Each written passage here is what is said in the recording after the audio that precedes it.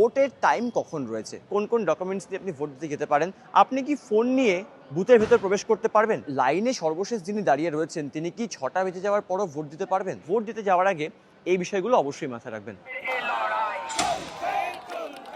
ভোটের সময় কখন শুরু হয় সেটা কিন্তু অনেকেই জানেন, আবার অনেকের ক্ষেত্রে বারংবার এইটাই মাথায় আসে যে সকাল 7টায় তো বলা হয়েছিল ভোট দিতে যাওয়ার জন্য, তাহলে ভোট শেষ হচ্ছে কখন। নমস্কার, দেখছেন এই সময় লাইভ, আপনাদের সঙ্গে রয়েছে আমি শুভ্রজিৎ। আজকে আপনাদেরকে বেশ কয়েকটি জিনিস জানাবো 2026 বিধানসভা নির্বাচনে ভোট দিতে যাওয়ার সময় যেটা না জানলেই একেবারে নয়। প্রথমত হচ্ছে ভোটের টাইম কখন রয়েছে। দেখুন, কমিশনের যে অর্ডার বা কমিশনের যে গাইডলাইন, সেই টাইম অনুযায়ী কিন্তু সকাল 7টা থেকে ভোট গ্রহণের প্রক্রিয়া শুরু হচ্ছে এবং বিকেল বা সন্ধে 6টা পর্যন্ত কিন্তু সেই ভোটের বা ভোট দেওয়ার কিন্তু একদম শেষ সময়। অর্থাৎ কমিশনের নিয়ম অনুযায়ী সকাল 7টা থেকে বিকেল 6টা পর্যন্ত। অন্যদিকে দাঁড়িয়ে বিভিন্ন সময় দেখা যায় যে লাইনে প্রচুর ভোটাররা দাঁড়িয়ে থাকেন। সেক্ষেত্রে অনেকের মনে এই প্রশ্নও জাগে যে লাইনে সর্বশেষ যিনি দাঁড়িয়ে রয়েছেন তিনি কি 6টা বেজে যাওয়ার পরও ভোট দিতে পারবেন।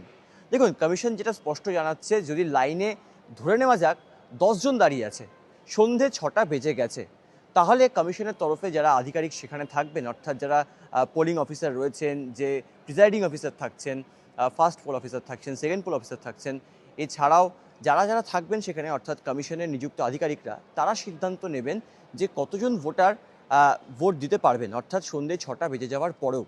অন্যদিকে দাঁড়িয়ে এইটা হচ্ছে টাইম নিয়ে অনেকের বিভিন্ন প্রশ্ন থাকে, অর্থাৎ সকাল 7টা থেকে সন্ধ্যে 6টা পর্যন্ত ভোট গ্রহণের প্রক্রিয়া চলছে এবং এরপরে যারা লাইনে দাঁড়িয়ে থাকবেন, প্রিজাইডিং অফিসার তিনি থাকবেন যে বুথের দায়িত্বে, তিনি সিদ্ধান্ত নেবেন এবং তারপরে লাইনে বাকি যারা যারা উপস্থিত থাকবেন তাদেরকে কিন্তু এক এক করে বুথের ভেতর প্রবেশ করানো হবে। অন্যদিকে দাঁড়িয়ে এবছর যখন রাজ্যে বিধানসভা নির্বাচন হচ্ছে, বেশ কয়েকটি নতুন পদক্ষেপ কার্যত গ্রহণ করেছে বললে ভুল হয় না, যেখানে কিন্তু অবশ্যই ভোটার অ্যাসিস্ট্যান্স বুথ থাকছে। অর্থাৎ যেই পোলিং স্টেশন, সেই যে বুথ, অর্থাৎ যে জায়গায় গিয়ে আপনি ভোটটা দেবেন তার ঠিক 100 মিটারের বাইরে এই ভোটার অ্যাসিস্ট্যান্স বুথ থাকছে এবং সেখানে কিন্তু অবশ্যই বিএলও উপস্থিত থাকবেন। কারণ আমরা দেখতে পেয়েছিলাম যখন এনুমারেশন পর্ব যখন চলছিল, অর্থাৎ যখন এনুমারেশন ফর্ম ফিল আপ আপনারা করেন, সেক্ষেত্রে কিন্তু বাড়িতে বাড়িতে পৌঁছে গিয়েছিলেন এই বুথ লেভেল অফিসাররা। অর্থাৎ স্বাভাবিকভাবেই যারা সবসময়, অর্থাৎ যাদেরকে আপনারা সবসময় বেশিরভাগ ক্ষেত্রে দেখে থাকেন নিজেদের পাড়া বা এলাকাতে, সেই বুথ লেভেল অফিসার কিন্তু থাকছে সেই ভোটার অ্যাসিস্ট্যান্স বুথে। আপনার কোনো রকম সমস্যা রয়েছে, আপনি কিন্তু সেই ভোটার অ্যাসিস্ট্যান্স বুথে গিয়ে তার সঙ্গে কথা বলতে পারবেন এবং তার থেকেই কিন্তু বিভিন্ন তথ্য জানতেও পারবেন। অন্যদিকে দাঁড়িয়ে কিন্তু কমিশন স্পষ্ট বলেছে এবার 100% ওয়েবকাস্টিং হচ্ছে, অর্থাৎ বুথের ভেতর এবং বুথের বাইরেও ওয়েবকাস্টিংয়ের বন্দোবস্ত করা হচ্ছে নির্বিঘ্নে ভোট করাতে এবং যেন কোনো রকম কারচুপি না হয়। কারণ অতীতে বিভিন্ন এরকম বক্তব্য সামনে এসেছে, যেখানে বারংবার বিভিন্ন রাজনৈতিক দল তারা অভিযোগ করেছে যে ভোটে কারচুপি হচ্ছে, ইভিএমের ক্ষেত্রে কারচুপি হচ্ছে। সেই বিষয়গুলোকে মাথায় রেখে কিন্তু 100% ওয়েবকাস্টিং এমনটা আগেই জানিয়েছিলেন জ্ঞানেশ কুমার। অন্যদিকে দাঁড়িয়ে কমিশনও কিন্তু সেই পথেই হাঁটলো এবং 2026-এর যে বিধানসভা নির্বাচন, সেক্ষেত্রে প্রত্যেকটি বুথের বাইরে এবং ভেতরে কিন্তু এই 100% ওয়েবকাস্টিংয়ের বন্দোবস্ত করা হয়েছে। অন্যদিকে দাঁড়িয়ে আরও বেশ কয়েকটি বিষয় কিন্তু অবশ্যই সামনে আসছে। ধরুন আপনি ভোট দিতে যাচ্ছেন, আপনার পকেটে ফোন রয়েছে, আপনি কি ফোন নিয়ে বুথের ভেতর প্রবেশ করতে পারবেন? সেক্ষেত্রে কিন্তু কমিশন বলছে আপনি ফোন নিয়ে বুথের ভেতর প্রবেশ করতে পারবেন না। এজন্য এবছর বিধানসভা নির্বাচনকে কেন্দ্র করে কিন্তু নতুন সিদ্ধান্ত নিয়েছে কমিশন।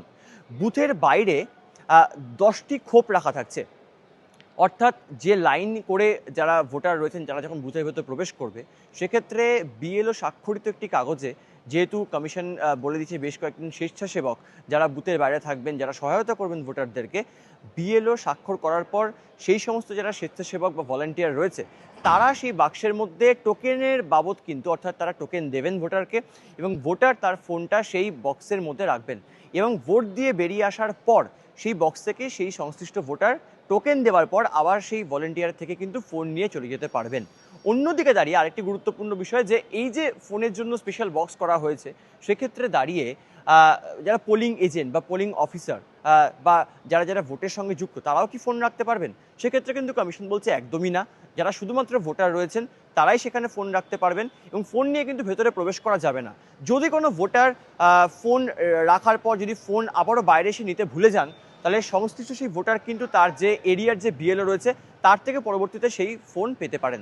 অন্যদিকে বিভিন্ন নিয়ম যখন কমিশন সামনে এনেছে সেক্ষেত্রে কিন্তু অবশ্যই বুথে প্রবেশ করার সময় কিন্তু স্পেশাল র্যাম্প থাকছে, অর্থাৎ যে সমস্ত ভোটার হুইল চেয়ারে প্রবেশ করেন তাদের জন্য কিন্তু সেই র্যাম্পের বন্দোবস্ত করা হচ্ছে। যারা বয়স্ক ভোটার রয়েছে তাদের জন্য কিন্তু সহায়তা ক্যাম্প করা হচ্ছে। সমস্ত বিষয় মিলিয়ে যে নানাবিধ প্রশ্ন ভোটারদের মনে জন্মায় যে কখন ভোট দিতে যাব, কী কী ডকুমেন্টস নিয়ে ভোট দিতে যাব, কমিশন এটাও বলে দিয়েছে যে কোন কোন ডকুমেন্টস নিয়ে আপনি ভোট দিতে যেতে পারেন। অর্থাৎ শুধুমাত্র যে ভোটার কার্ডই থাকতে হবে ভোট দিতে যাওয়ার জন্য তেমনটাও কিন্তু নয়। কমিশনের বলে দেওয়া সেই সমস্ত ডকুমেন্টস থাকলে আপনি ভোটও দিতে পারবেন। সমস্ত বিষয় মিলিয়ে ভোট দিতে যাওয়ার আগে এই বিষয়গুলো অবশ্যই মাথায় রাখবেন। ক্যামেরায় বাপন সবার সঙ্গে সুব্রজিৎ চক্রবর্তী, এই সময় লাইভ, কলকাতা।